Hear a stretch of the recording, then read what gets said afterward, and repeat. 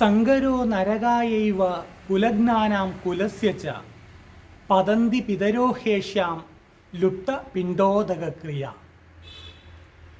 വർണ്ണസങ്കരം കുലനാശകന്മാർക്കും കുലത്തിനും നരകത്തിനായി തന്നെ തീരുന്നു. ഇവരുടെ പിതൃക്കൾ പിണ്ഡദാനവും ഉദകക്രിയയും ലഭിക്കാതെ നിലം പതിച്ചു പോകുന്നു. നമസ്കാരം, ഉപാസനയിലേക്ക് സ്വാഗതം. ശ്രീമദ് ഭഗവത്ഗീത അധ്യായം 1 അർജുന വിഷാദ യോഗത്തിലെ 42-ാമത്തെ ശ്ലോകവും അതിൻ്റെ വാക്യാർത്ഥവുമാണ് ഇവിടെ ഇപ്പോൾ പറഞ്ഞത്. സങ്കരോ നരകായൈവ കുലജ്ഞാനാം കുലസ്യ ച പതന്തി പിതരോ ഹേഷ്യാം ലുപ്ത പിണ്ഡോദകക്രിയ. ഈ വർണ്ണസങ്കരം മൂലം കുലനാശം സംഭവിക്കുന്നവർക്ക് നരകത്തിൽ പോകേണ്ട അവസ്ഥ വരും. എങ്ങനെ?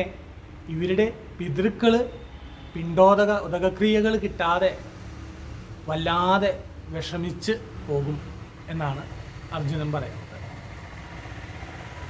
നമുക്കറിയാം, നമ്മുടെയൊക്കെ ആത്മീയ ജീവിതത്തിൽ ഏറ്റവും അധികം പ്രതിപാദിക്കുന്ന 2 വാക്കുകളാണ് നരകവും സ്വർഗവും.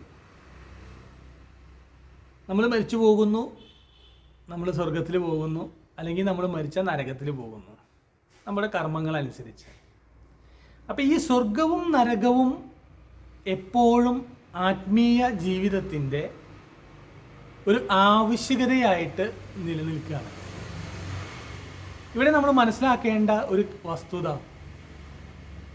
ഈ സ്വർഗവും നരകവുമൊന്നും വേറെ എവിടെയോ നമുക്ക് വേണ്ടി പണിതു വച്ച സ്ഥലങ്ങൾ ഒന്നുമല്ല. നമ്മുടെ ആചാര്യന്മാർ നമ്മുടെ സത്പ്രവർത്തികളുടെ ഫലങ്ങളെ പ്രതിനിധാനം ചെയ്യാൻ വേണ്ടിയിട്ട് ഉപയോഗിക്കുന്ന 2 പദങ്ങൾ മാത്രമാണ് ഈ സ്വർഗവും നരകവും. നമ്മൾ നല്ല പ്രവൃത്തികൾ ചെയ്തു കഴിഞ്ഞാൽ നമുക്ക് നല്ല രീതിയിലുള്ള ഗുണം കിട്ടും. മറിച്ച് നമ്മൾ തെറ്റ് ചെയ്തു കഴിഞ്ഞാൽ തെറ്റായിട്ടുള്ള അല്ലെങ്കിൽ ഹിതകരമല്ലാത്ത ഫലങ്ങൾ നമുക്ക് കിട്ടും.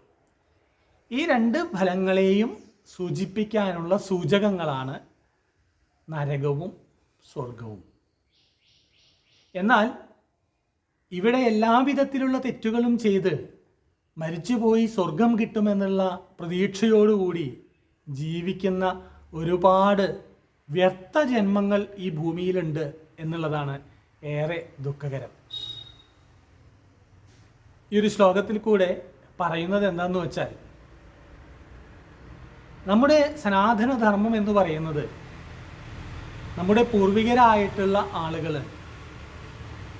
വളരെയധികം ഉപാസനയോട് കൂടിയിട്ട് ചെയ്ത പ്രവൃത്തികളുടെ കാലാകാലങ്ങളായി ചെയ്ത പ്രവൃത്തികൾ അവരുടെ അടുത്ത തലമുറയിലേക്ക് കൈമാറി കൊണ്ടുവന്നിട്ടുള്ള കാര്യങ്ങളാണ്.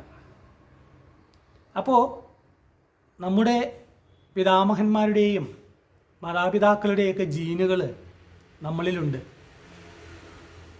നമ്മൾ ആ ജീനുകൾ അടുത്ത തലമുറയ്ക്ക് കൈമാറ്റം ചെയ്യുന്നുണ്ട്, നമ്മുടെ മക്കൾക്ക് കൈമാറ്റം ചെയ്യുന്നുണ്ട്.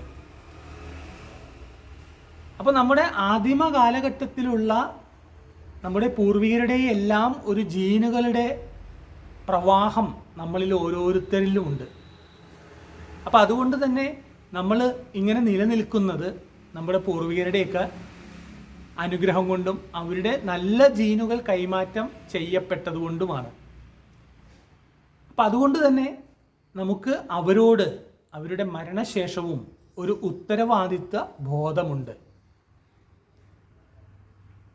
കുലമര്യാദകളെല്ലാം തെറ്റിച്ച് തോന്നിവാസിയായി ഒരാൾ നടക്കുമ്പോൾ ആ വ്യക്തിയുടെ ഇന്നലെകളിലുള്ള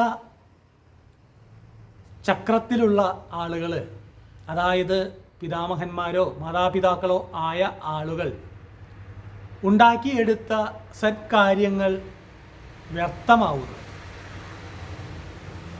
അത് അവർ ജീവിച്ചിരുന്നാലും ജീവിച്ചിരുന്നില്ലെങ്കിലും അവർ ചെയ്ത ആ പ്രവൃത്തികളുടെ ഒരു നാശമാണ്.